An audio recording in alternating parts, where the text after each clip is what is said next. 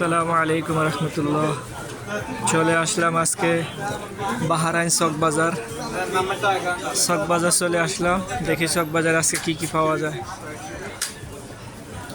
বাহারাইন চক বাজার, এখানে এমন কোনো জিনিস নাই যে না পাইবে। আমাদের হাবিব সাহেব আর আমাদের নাসির সাহেব।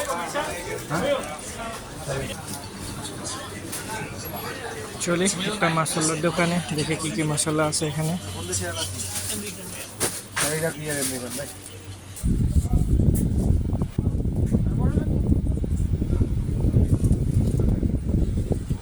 ময়ূর খেজুর,